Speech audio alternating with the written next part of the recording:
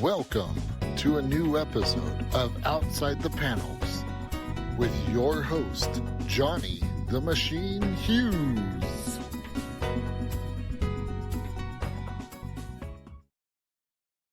Welcome everyone to an episode of Outside the Panels. I am your host, Johnny the Machine Hughes, and joining me this time around to talk about her new book that's due out in a couple of months, we have the fantastic Jaimie Engle. Hey. Jaimie, hey, how's it going? It's going great. Thank you for having me. I'm excited to talk about whatever we're going to talk about. Okay, I'm I have to say your backdrops there have to be some of the most professional. Well done. I like to see people put the effort in. Well done. Says Well, you me, know what? surrounded by comic books. It's exactly like what if I can't do it, then I can't expect you to buy it, right? Yeah, So cool. this is just the start, people. It's just the start. Just the start. All right, Jaimie, start us off. What are we here to talk about? Well, we are here to talk about the 9 Circles. It is my first comic. I was very fortunate to be approached by Blood Moon Comics. They're a Florida-based new company, and they asked me to put together this comic book, and I reached out to a friend, cool as heck, who is cooler than heck, really. And he is incredible, and he took my story, and really, when I saw it with the images, like, it was so exciting because it just came to life. Cool. And we have Crystal Sayers on as our colorist, so it just really came together beautifully. Perfect. It's a Western, a supernatural Western, and it is about a demon cowboy who's trying to find redemption, who has to lead the end time witnesses through the 9 circles of hell. That's right. Where we start. So a little Dante's Inferno in there? Yep. It's sort of like the way Cool pitches it is it's like a Western film, like, that type of feel meets the supernatural TV show. So maybe a little creature meets some supernatural. I could go with that, yeah. Check out the Spurs. You mentioned the Blood Moon contacted you. So prior to comic books, you have writing experience, of course. Yes, behind me is in my beautiful display. I have published 12 novels. Wow. And then in January of 2021, I decided I was going to switch into the film and television arena. Cool. And this is a book that I have. It's short stories. Okay. And in here is a short story called Martial Law, which is what the 9 Circles is based off of. And I took that story and turned it into a TV pilot and sent it off. It got a lot of buzz. It's won several awards, some quarterfinalists, some semifinalists. And then Blood Moon reached out to me with that buzz and said, "Hey, you wanna do a comic book?" And I'm like, yeah. Of course, so yes. Yeah. I spoke to a comic book company over here in the UK called Full Impact Comics. And the guys that run that, the guy who creates the art, design work, he works on motion pictures like Indiana Jones 5 and stuff like that. Wow. And he was saying that they have these ideas for like these great like barbarian stories and magic and sorcery stories, and then they've got like a horror tech story going on. And when he approached people to do these as like shows or as movies, even though he's in the industry, he was told that, you know what, it's best to do a comic first because then you get the fan base excited. Is that similar to your experience with Blood Moon and 9 Circles? I mean, I think, like I said in the beginning, like seeing the words on the paper and then my own interpretation of what my story is one thing. But seeing not just, to me, what a comic does is it shows that my words can be translated to images. Perfect. And I think that's what a producer and a director want to know. Right. They might think my script is great, but if you've ever seen a movie and you read the book and you're like, damn, that book was so good, but the way here's an example. Twilight, the sparkling vampire skin. Like in the book, it was amazing. There's no vampires in Twilight. Don't get me even started on that. Okay, the blood-sucking humans that were sort of not humans in Twilight. Or sucking blood. Yeah, got it. When I read that book, because I write in that similar genre as I had to, I loved the sparkly skin. It was great.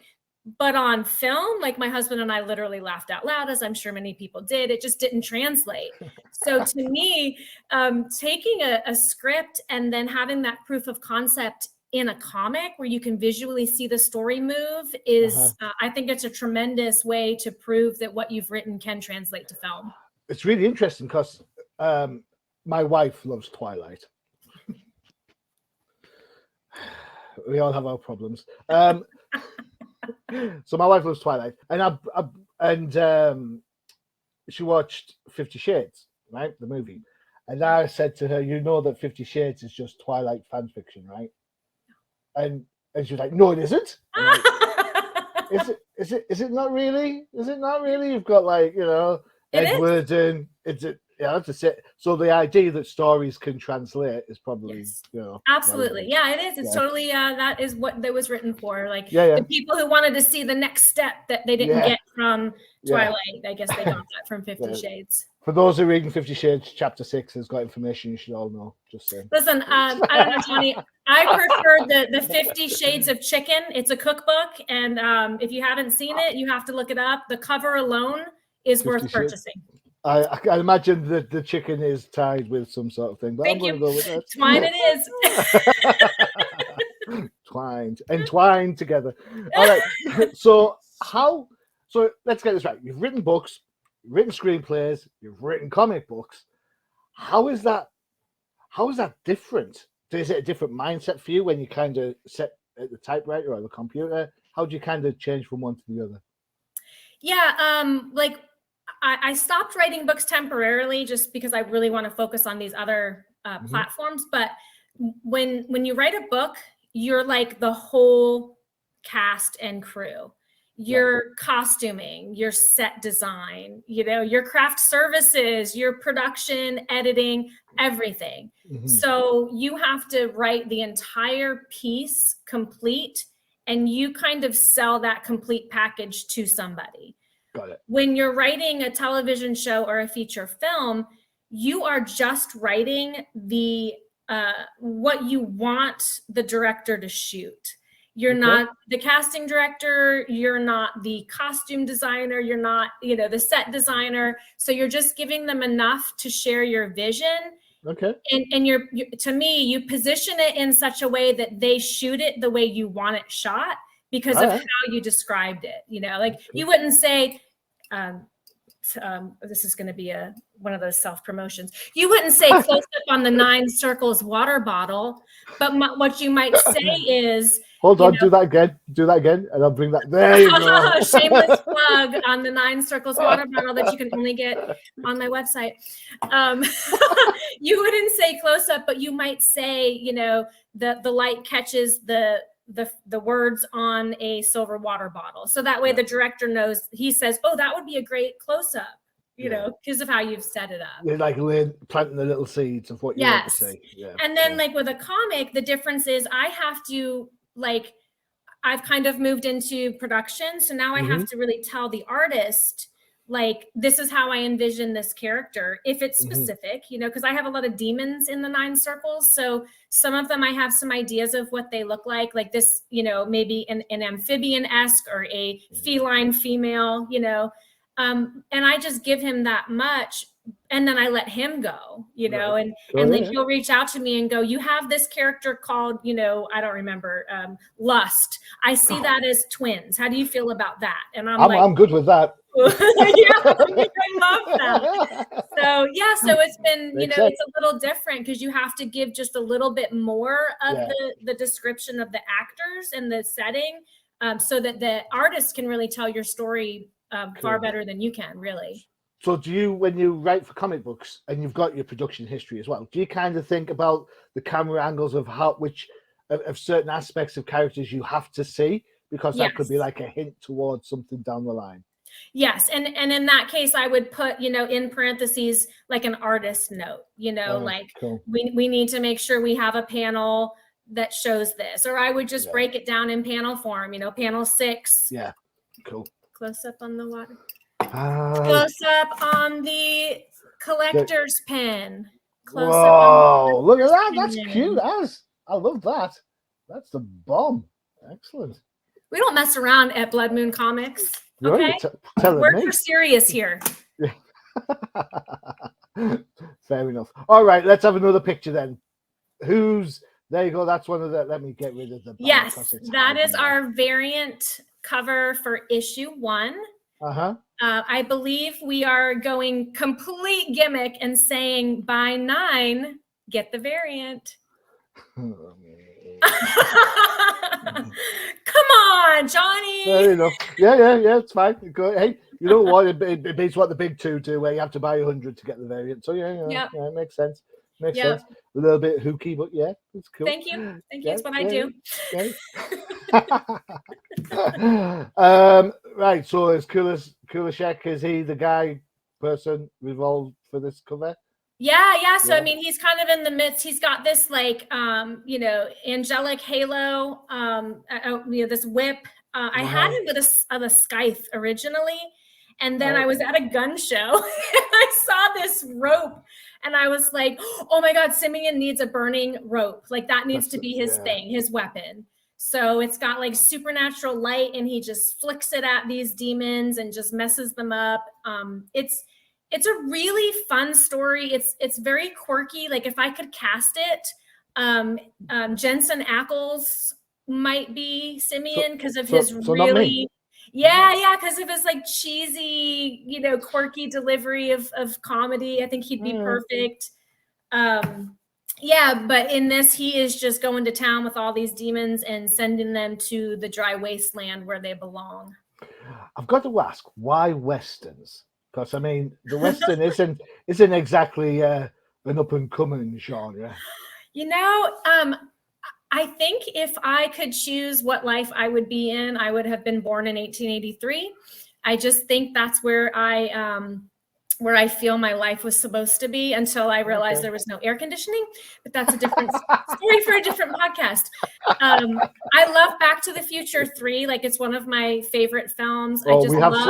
You have something coming up about Back to the Future, don't you? Really? Yeah. I love the Old West, and to me, like the Old West, like in a metaphorical expression, is kind of like the in between. Like people will go into the town and they'll rest and they'll drink and they'll fornicate and then they'll leave, right? So the Old West was always on the brink of exploration. It was never it was never today. It was always looking at tomorrow. So it feels like a pass-through place. And considering that this is the first circle of hell, it just made sense to me to make the first circle be this Western experience for the reader or the viewer. I've got to say, I absolutely love this cover. I think this cover pretty much sells the idea to me. It's beautiful. Thank you. It really, there's no words. Cool just is an incredible artist. He did the color for the cover as well.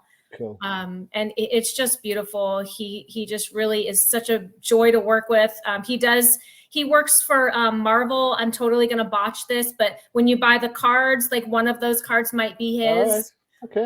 Cool. So he's just an incredible artist, and I'm so happy that more people are going to see his art now that he's being distributed through Diamond Previews. Yeah, it looks great. I must admit, I love that. I love the long coat. I'm looking for a long coat. Hang on 2 seconds. Let me just remove that. What are you showing me here? If you are, wrong way. If you are a comic book store and you would like to pre-order, there's your Diamond Previews code. There you go. It's due on the 3rd. You invited me, okay? You invited me. It's like opening Pandora's box. Like, oh my God, what's coming next? All right, so the book's out July 13th, right? Yep, and we are doing a live signing at the Kingdom of Comics in Melbourne, Florida. If you are nearby, we would love for you to come out and just meet us and say hey and grab a comic. Well, I'm a Dolphins fan, so Nice. Don't think I can get there for then, but still. That's all right. Yeah, cool. I love how much effort you've put into the whole thing. I've got to be honest. I think what have I got? Yeah, we'll have this. We'll have these. Who are these dudes? Let's have a look at these. You can help us out with some characters. Sure. Window, boom. Try this one. Just wait. Ta-da, ta-da. There we go. So who's these? Who's these head honchos? So yeah, so we've got Simeon front and center, and then the girl is Sarah, and she is the daughter of Jed, and Jed is the guy who looks like Ernie Hudson. That was a purposed choice. Okay. So Jed is in issue 1. Jed is the witness of the apocalypse. So Simeon has them hidden in the first circle of hell, but the demons are understanding that their time is short, so they are infiltrating limbo to get to these this witness. So he's the witness, Sarah's his daughter, and then Bobby Ray is the other guy. And I love Bobby Ray. He's one of my favorites. He's like the son of a demon hunter who can't aim or shoot to save his life. Like, he sucks at his job, but he really, he tries so hard. So Jedediah kind of has taken him under his wing after his father died. So he's sort of like his surrogate son. And Asai Butterfield, if you are watching this podcast, you are the image of that character. Just saying. There you go. Not putting them out, not putting your plugs out there. No pressure. No pressure. Oh my God. All right. So 9 circles. Let me give you some more art to look at. You've actually been really kind to me. You've sent me a few pages to look at. So absolutely. I'm really good. So let's have a look. Are we okay to have a look at page 1 then? Yeah, go for it. Go for it. Show them all. Well, I don't want to show the whole thing. Not the whole comic, but like you don't give away the man. Yeah, the previews. What's that? There you go. So yeah, a lovely atmospheric panel from the start. I'm liking this. Good colours.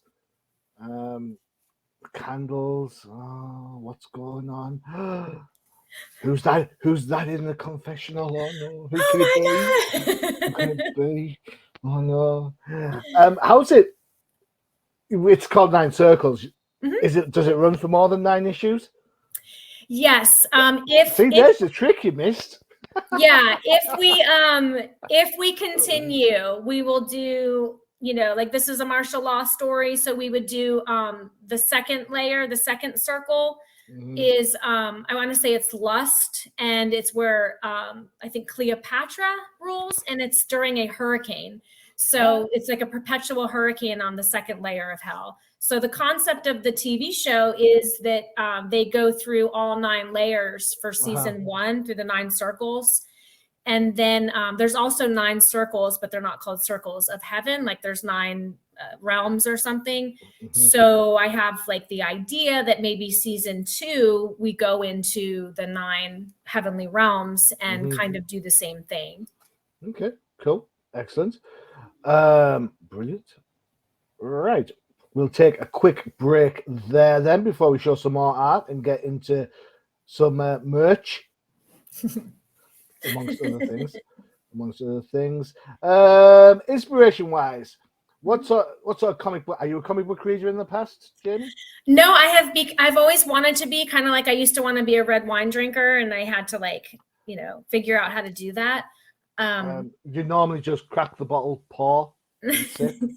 Usually I did like Zinfandel, I had to like build my way up to the red. Now I like the red. Cool.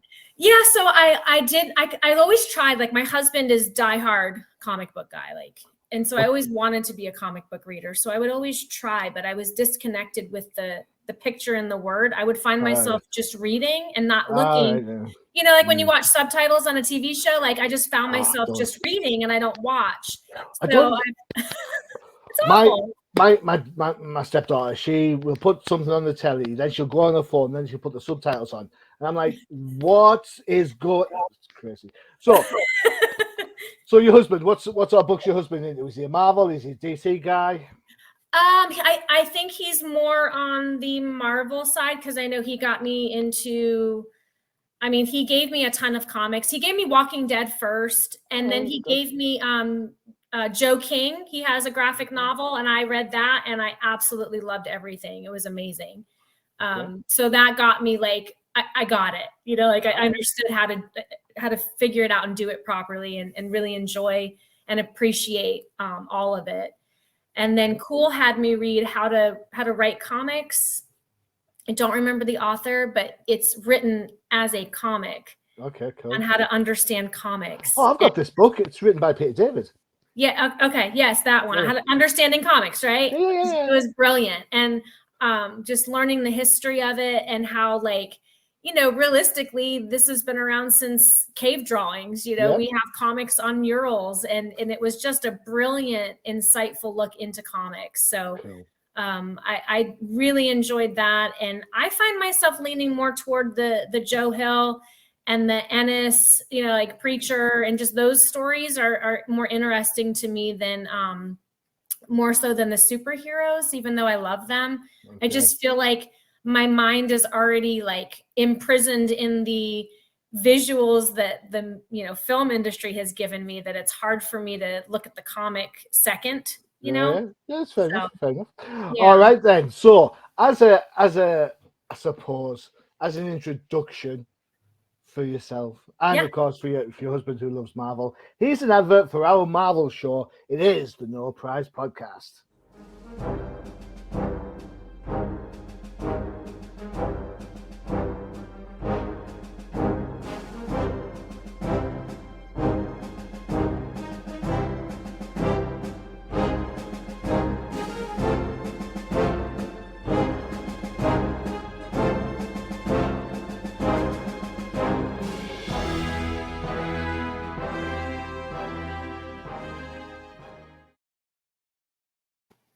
There you go. The No Prize Podcast. All about Marvel, the DC Plus, and of course the MCU. So yeah, there'll be some Moon Knight. Yeah, there'll be some Doctor Strange. In a couple of weeks, there might even be some Obi-Wan. Who knows? I like all of that. Yeah, all of that. I'm waiting for Obi-Wan. Yeah, for sure. It's gonna be incredible. I'm getting dragged, kicking and screaming to see Doctor Strange. It's only fair. I've dragged my wife to see the Batman, so you know. Yeah, it's just enjoy it. I'm just gonna say that. Enjoy it. You like the Batman? It's got Edward in it. I did like the Batman. Yeah. I thought he did a brilliant job. I like him as a dark character. I've seen him in several other films where he's played this very dark, gritty character, and I think he nails it. I really loved this Batman. I didn't like. It didn't feel very Batman-ish because he was so dark. But I thought I really did enjoy it very much. Cool. I thought they did a good job. Talking of dark.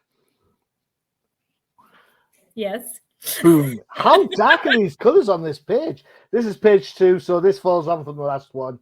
Yes, Simeon's there. It's Simeon in the confessional. Who'd have thunk it with the cowboy hat? Who'd have thunk it? Who'd have thunk it? All right, so this is more set up. I've got to. The art's great. It really is. The colors. I love how my favorite panel has to be this tree panel here. Just the different textures you've got going on. It's beautiful. And that's Crystal, you say, yeah? Yep, Crystal Sayers did all the colors for issues 1 and 2, and she did an amazing job. So you wrote it. Crystal colored it. Cool did everything but put the staples in it, right? Pretty much. Yeah. He even did art direction. So yeah, he's an angel, and I adore him, and I could not have done this without him. So because a lot of writers, especially indie writers with their projects that they care so much about, a lot of writers tend to become a little bit take over Ted. You know what I mean? It's my project, yeah? Yes. If you've got somebody like Cool who's used to working on comic books, producing art for Marvel, how's that conversation different for you then? Are you learning from him as much as you're wanting to drive your story forward? Yes. He has just taken me under his wing, and he shared with me the first few pages of the comic because I gave him the script, like the TV script. and he showed me how he broke down panel by panel, line by line, and then he showed me the panels to show what it would look like from the words to the, you know, the actual image. And so after about 3 of those, then I wrote the breakout for the other 3 books, the rest of 1 and 2 and 3. So now I know how to write a comic in the right, you know, format, and for a visual person to, you know, read and comprehend what it is. But to me, like, I am not an artist, so I really don't tell Cool to do much unless it's like very specific to the story. But I really just, I mean, I am not the artist. So when he says, hey, I'm going to do this, or what do you think of this page? Hey, I'm moving this around and I want to rewrite this part here. Could you help? Yes. It's always yes, unless it's crucial to the story, which is a very rare thing. Cool. Excellent. I like the fact there's that level of fluidity, to be fair. Yes. You know, as long as you get the beats down and you know where you want to be. Yeah, exactly. Yeah. There you go. There's the action shot. Because I am vengeance. Yeah, there's the Batman line, right? Yeah, well, I just say it like that. So. No, that's how you have to say it. You can't say it any other way. Yeah. Oh, hello, I'm vengeance. Hello, how vengeance. do you do? Did you ring? Welcome to your death, sir. That'd be cool, wouldn't it? Yeah. An angel of death with this pristine British accent. I am so there. I like it very much. Would you like a casket or a coffin, sir?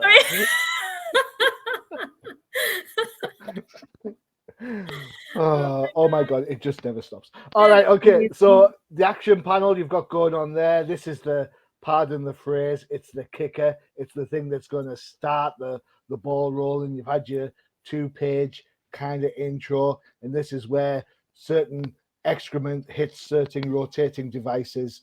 Yeah, exactly. Yeah, cool, excellent. That's good.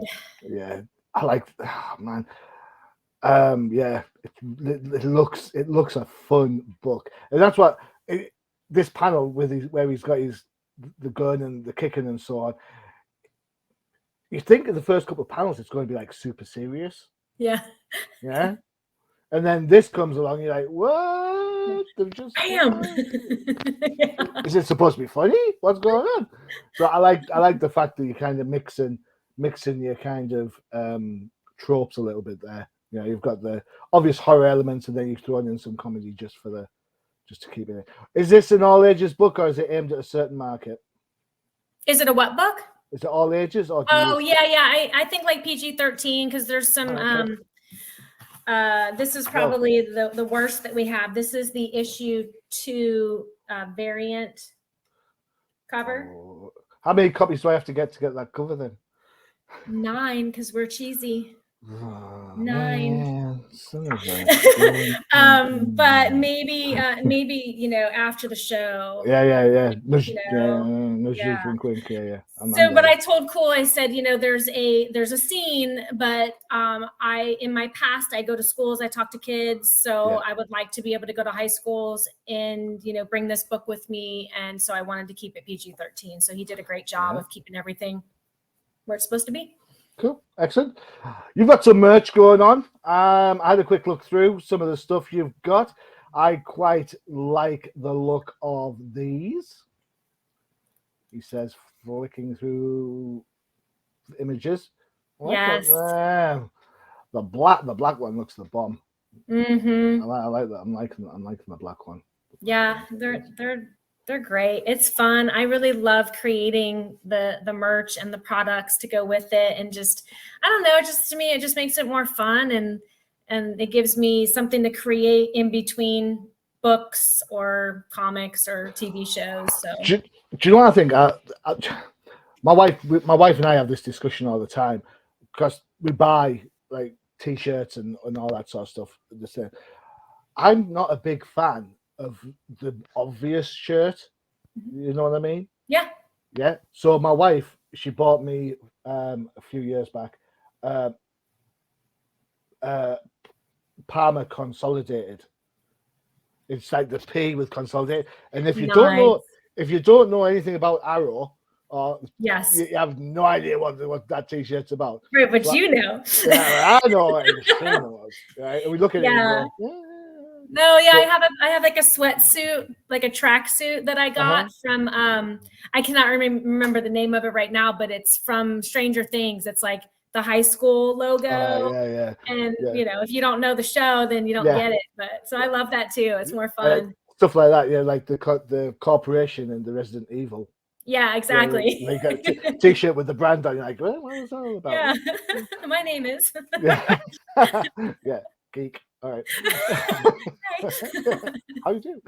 All right. So, I was looking through the stuff you sent, and I have to say that I absolutely, totally love this. I'm really sorry to do this to you. Well, I sent it, so I guess I can't say "uh-oh." It's my bad. Oh yes.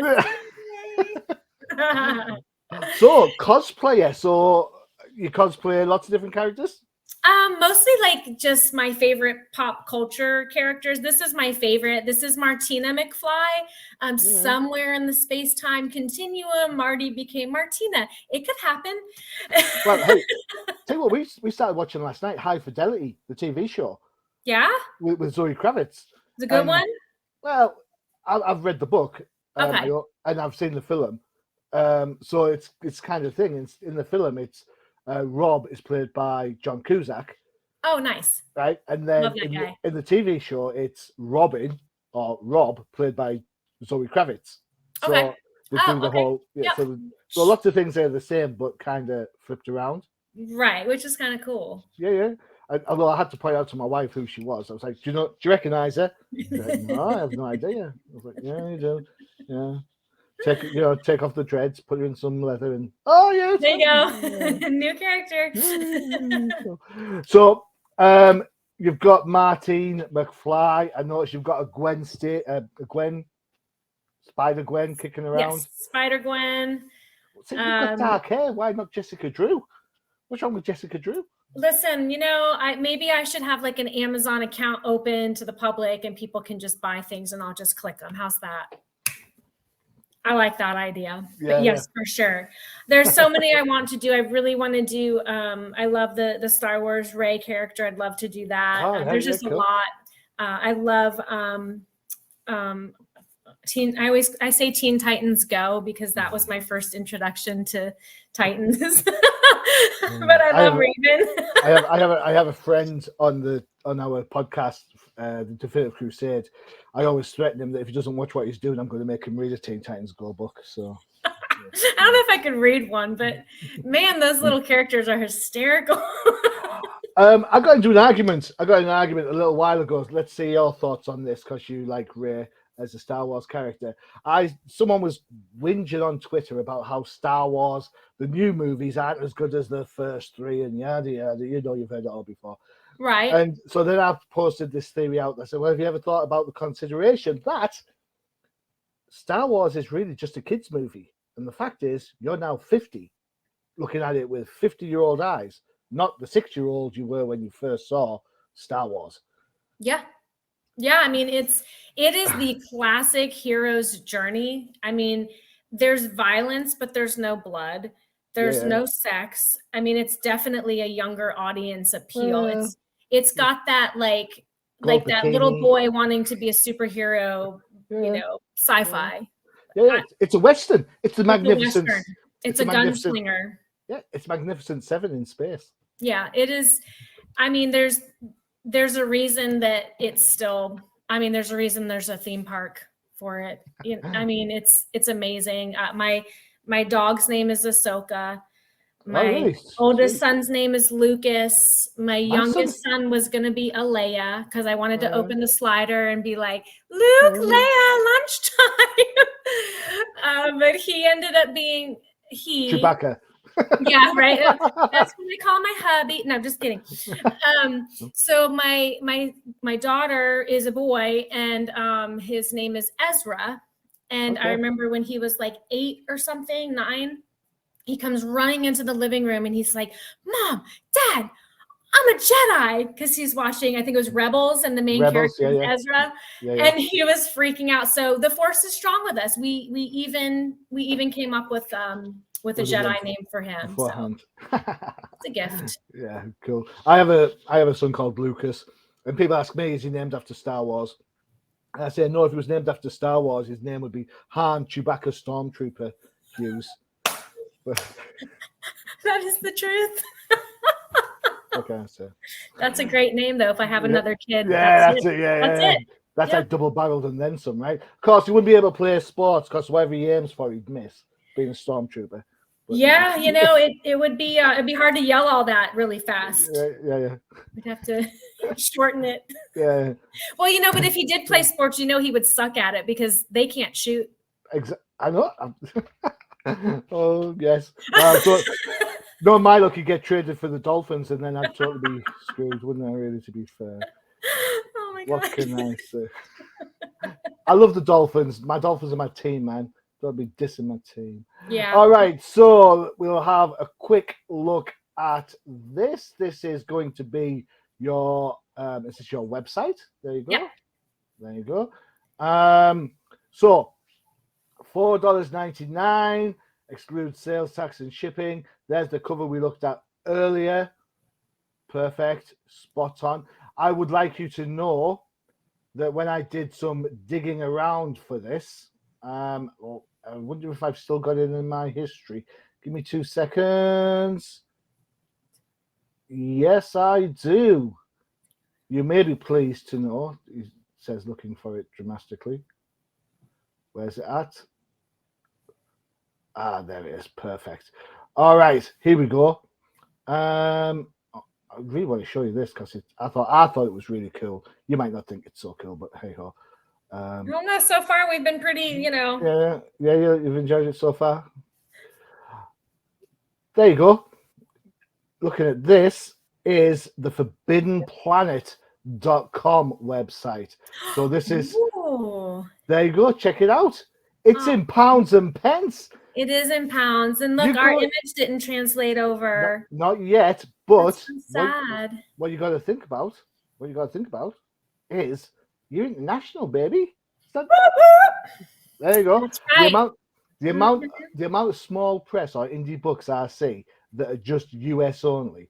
You've got it. You've got to have people, across the country, across countries. Awesome. Thank you so much for sharing that. That's so cool. So there's interest there, and obviously I can help you out with some extra stuff down the side. That'd be great. Cool. And maybe you'll get a copy of the issue 3 variant, which is a throwback. And I'm not going to say what to, because Cool will kill me, but it was like Spider-Man. It's not Spider-Man. This isn't, no. I know. Answers on the postcard, please. To what is that homage cover from? There you go. It's really good, though. It's one of my favorites. It's really good. It's super fun. Yeah, he's so good. Yeah. Cool, you're so good. Hope you're watching. Well, we'll put the tags on when this goes share, so that's fine. Right. Okay. Give me your 60-second elevator pitch for 9 Circles martial law story. Go. Sure. So there is an angel named Simeon, and he's one of the fallen. But he finds that God said in the Bible that vengeance is mine, and he takes it literally. So he believes that with enough good deeds, he can work his way back into God's good graces.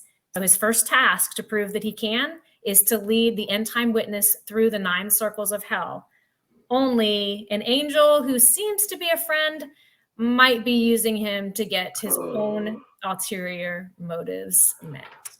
Dum, dum, dum. On the next issue of the 9 Circles. Jaimie, it's been an absolute blast having you on the show. Oh, thank you. So I've had much so much fun for spending the time. I really do appreciate it. My pleasure. Thank you. Excellent. So, guys, you've seen the links, you've seen the art. Get yourself there. Check out the website. Put your orders in. If you're in the UK, put your orders in at Forbidden Planet. There you go. What can I say? Don't forget to check out the UCPN for all your favorite shows, including, you saw the trailer earlier, the No Prize podcast. And of course, Check out the Old Timers comic book show where the hosts aren't old, but the comics are. You never know. We might talk about that issue from that homage cover. Just saying. I like it. All right, guys. That's it. We're done for another show. Jaimie, thank you so much. And as always, I've been your host, Jaimie Machine Hughes. Adios.